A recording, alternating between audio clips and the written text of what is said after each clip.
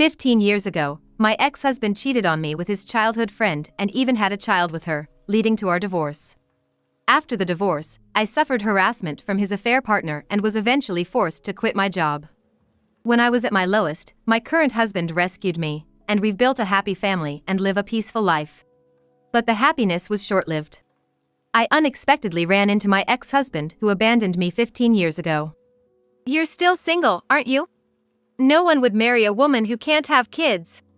You still can't say anything but nasty comments, can you? Unlike someone, my son is adorable like his mother. Looking down on me with a smug smile, I retorted, "Oh, really? He's very cute indeed. Oh, I should introduce my kids to you too." As I introduced my son, my ex-husband's smile faded. And he began to tremble. "My name is Emily Johnson. I'm 38 years old this year. I live with my 13-year-old son Kyle, my 11-year-old daughter Lily, and my husband of the same age, Mike." Kyle, a middle school freshman, is right in the middle of his rebellious phase. He's been quite mouthy lately, but when he really doesn't listen, Mike steps in and sets him straight. Lily, my daughter, loves makeup and clothes and is quite the fashionista. Being the youngest, she's very good at getting her way. My son Kyle, who adores his sister Lily, quickly panics and apologizes whenever she tells him, "If you're not nice to mom, I'll start disliking you." He hurriedly says, Sorry. Look, I'll get along with mom, okay?" He's honest and always livens up the atmosphere. Though noisy, we live happily. But actually, I'm a divorcee and this is my second marriage. I divorced due to my ex-husband's despicable betrayal. It was 15 years ago when I was in a senior-junior relationship with my ex-husband, John, in college. We were blessed and had a smooth-sailing relationship as we had many mutual friends.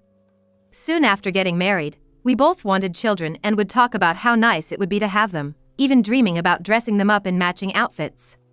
However, reality wasn't so kind, and a year passed without us having a child. Each month, when my period came, it strained our relationship, which neither of us liked, so we had many discussions and even underwent expensive fertility treatments. But when told there was nothing wrong, our marital relationship didn't improve. Initially, John was supportive and cooperative, but as time passed without a child, his attitude towards me began to change. He'd throw sarcastic comments like, when will I ever become a father?" As if it was all my fault we didn't have kids. He stopped helping with household chores altogether, leaving me to do all the cooking, washing dishes, laundry, and cleaning. When I asked, "Why have you suddenly stopped helping with the chores?" "You used to help," he said. "Since you're infertile, if you don't at least do the housework, you're not fulfilling your role as a woman. What's the point of our marriage then?" His words became increasingly thorny over time. My sister and her husband are already expecting their second child. Isn't that great? They're on their second, and we don't even have our first. Right? He would glare at me with harsh eyes, mocking and despising me. If you had a normal body, I would have been a father long ago. How can you say I'm not normal when we don't even know the cause yet? But John retorted, "Infertility is always the woman's fault. Don't you even know that? If I had known you were infertile, I would never have married you. Show some remorse." His words pierced my heart. I also started receiving calls from my in-laws saying, "We want to see our grandchild soon." At first, I brushed it off, saying, "It's only been a year. These things take time," but maybe that was a mistake because my mother-in-law's attitude became harsher. She'd say, "You're useless if you can't have children." My daughter had one right away. "You're the only defective one." I felt pressured every day.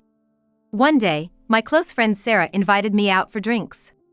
John had been saying he was busy with work and coming home late, so I thought a break would be good and accepted the invitation. Then Sarah revealed a shocking truth. "I've wanted to see you for a long time, Emily. There's something I need to tell you. I've missed you too." "So, what did you want to talk about?" "Emily, do you remember Jessica?" Jessica was John's childhood friend. They lived near each other as kids and their parents were close. Jessica and I went to the same university, and now she works at my company. She's the president's daughter and got her job through connections. Jessica and I weren't particularly close in college, as we were in different clubs and departments, and we barely interacted at work. John once introduced me to her, saying, "She's my girlfriend, so be nice to her." But she glared at me, perhaps not wanting to lose her childhood friend, so I thought she disliked me and kept my distance. Tall and beautiful, she was popular enough to be in beauty pageants in college and was somewhat of a celebrity in the company, being the president's beautiful daughter. Jessica? Oh, John's childhood friend? Yeah, I know her. She's beautiful. We're at the same company, but we don't interact much. What about her? Well, it's hard to say, but I think Emily, your husband John, and Jessica are having an affair. What? I was shocked by Sarah's warning, feeling like I'd been struck by lightning. I saw them the other day. They were walking hand in hand, not like just friends. That can't be. You should check it out. And call me if anything happens, okay? Thanks for telling me. I had a feeling that John was cheating. His attitude towards me was terrible, and he always came home late, claiming to be working overtime. On weekends, he'd say he was entertaining clients and wouldn't be home. I had a vague idea, but I pretended not to notice. That day, after parting ways with Sarah, I headed straight to a private investigator. The reason, of course, was to gather evidence of my husband's infidelity. It didn't take more than a week to gather evidence, but I myself wasn't ready to decide on divorce right away. No matter how terrible a husband he was the person I once vowed to spend my life with. I couldn't decide right away. A few days later, I returned home to find John, who usually came home late, sitting at the dining table. Oh, you're home. Yeah. I thought you'd be late today as usual. I tried to sound sarcastic on purpose. Yeah, sorry about that. I need to talk to you. Having heard about the affair from Sarah, I had a bad feeling. I want a divorce. What? So, that's how it is. I realized that John wasn't just fooling around with Jessica, but that he was serious. Jessica's pregnant. So, I'm gonna marry her. Jessica. Your childhood friend? You said she was just a friend. And now she's pregnant? You were having an affair? Don't call it an affair. Makes me sound like a scumbag. Can't be helped, right? Jessica can actually get pregnant, and she's beautiful. There's no reason for me to choose you over her. I was shocked by John's brazen attitude. He didn't think he was in the wrong at all. I was so shocked that I couldn't find the words to speak. Seeing me silent, John scoffed and said, Even my mom kept nagging me to divorce you. She always liked Jessica more. She's beautiful, kind, and can have kids. My mom will be happy with this. In the end, my mother-in-law and husband had always preferred Jessica. I was so sad that tears started to flow. Well, I've packed my things and I need to leave for the sake of the child that's about to be born. Saying that, John left the house. I didn't have the energy to stop him. Later, I was unilaterally sent divorce papers. There was a note attached, written by a woman. Please divorce my husband quickly.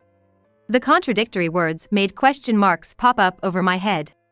I wanted to retort, "You're the one who stole my husband." Seeing those words, I finally came to my senses. Why am I the one being blamed? I couldn't just silently go through with the divorce. With that thought, I took the evidence I had gathered from the private investigator and filed for divorce mediation. A few days after filing, I received a call from an unknown number. Wondering who it could be, I answered the phone to hear a woman's voice screaming, "What do you think you're doing? Why are you suing us?" It was Jessica, the affair partner. Well, it's obvious, isn't it? I know all about your infidelity. It's only natural for me to ask for alimony. Alimony? I have a baby in my belly. You're really gonna demand money at a time when we'll need it most? Who's the real monster here? You sleep with a married man and have the nerve to say that to me. It's your fault for being infertile, you terrible woman. Her high-pitched screaming hurt my ears. Anyway, I intend to settle this divorce, including alimony, in court. Let's discuss this further in the proper setting. With that, I hung up the phone. Later, thanks to the evidence I had, the mediation recognized John and Jessica's relationship as adultery. John, unhappy with this, tried to blame my infertility, but it was dismissed as unreasonable since no test results had confirmed me as the cause within just a year of marriage. I received $40,000 in alimony from John and $20,000 from Jessica, both paid in one lump sum. I didn't want a prolonged, messy payment schedule and a lingering connection to them. This is how our divorce was finalized. However, my suffering didn't end there. Since John, Jessica, and I all attended the same university, the affair scandal became a topic of gossip among many friends. According to a close friend, the rumor was that I had hidden my infertility and tricked John into marriage. Some people even sympathized with John and Jessica. How awful! Jessica and I worked at the same company, and she spread unfounded rumors there too. Everyone sided with Jessica, who's a beauty and the boss's daughter. She tearfully played the victim, saying, "Emily is such a terrible person.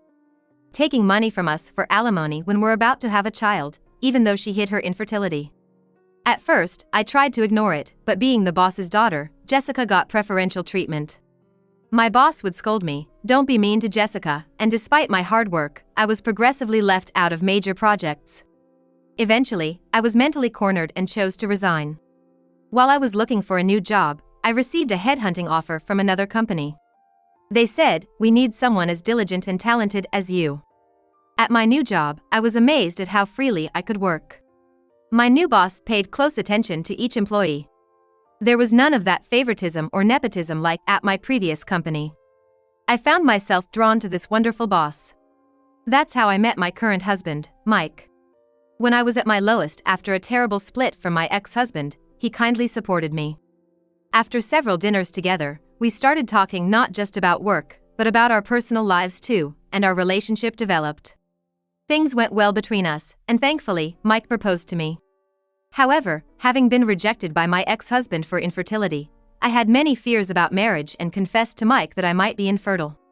Then, looking at me earnestly, Mike said, "Of course, I'd be happy if we could have a child together in the future. But the most important thing is that I love you, Emily. You're important to me. So even if we can't have children, I will always be by your side." He hugged me gently. I was so happy. I thought I wanted to spend my life with this man and decided to marry Mike. Soon after our marriage, we had our first child, Kyle. Followed by our daughter, Lily. Perhaps not getting pregnant with my ex-husband was a matter of timing or compatibility.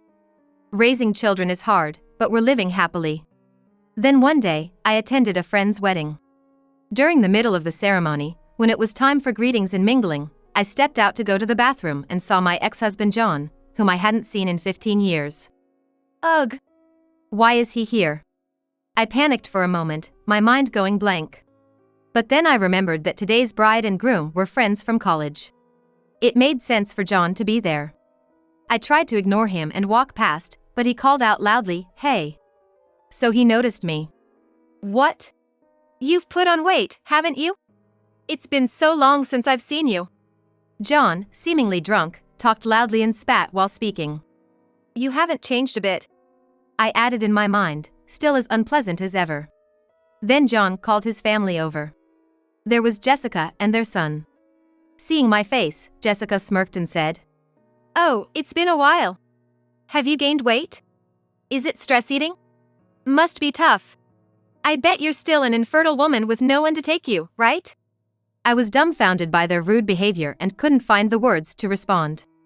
I noticed their son hanging his head, blushing with embarrassment. He had very handsome features. Ah. I forgot to introduce him. This is my son. As you can see, he's cute like Jessica, right? Jessica, too, proudly bragged about their son. He's handsome, smart, a real genius. Sorry to say, it seems like we're the only happy ones here. They praised their son and looked down at me with smug smiles. However, their son seemed unhappy with his parents' behavior. Seemingly displeased with them belittling someone else. He must be a very kind boy, I thought. But I had no time to deal with them. As I turned to leave, John grabbed my arm tightly, stopping me. "So, you cause our divorce because of your infertility, and then you have the nerve to extort money from us?" John was still holding a grudge about something that happened 15 years ago. If anyone should hold a grudge, it's me. Then Jessica also turned to me and said, "Yeah. You're a single, infertile woman, why would you need money? Families with children like us need it more, don't you think? Pay us back double the amount you took from us at that time." I was dumbstruck by such selfish remarks, speechless, when John and Jessica's son spoke up. "Single means unmarried, right? But she's wearing a wedding ring on her left hand." pointed out by their son, John and Jessica stared intently at the ring on my left ring finger. What? You're married? John and Jessica's loud exclamations drew stares from the surrounding people. I was mortified. As I pondered what to do, I caught sight of a familiar face. You shouldn't be so loud at a celebration like this. It's disturbing others. Maybe you should be more considerate? Mom, who are these scary-looking people? Kyle. Lily. Yes, worried about my late return, Kyle and Lily had come to check on me. Lily, as usual, was outspoken, but it was rare for Kyle to speak so provocatively. Mom, you're late coming back. Eh? Mom? You have kids? Yes, I do. Let me introduce them. This is my son, Kyle, and my daughter, Lily.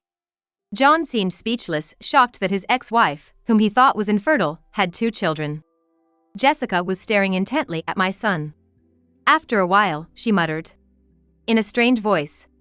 That uniform! She seemed fixated on my son's attire. He came straight from school with his dad. It's not about that.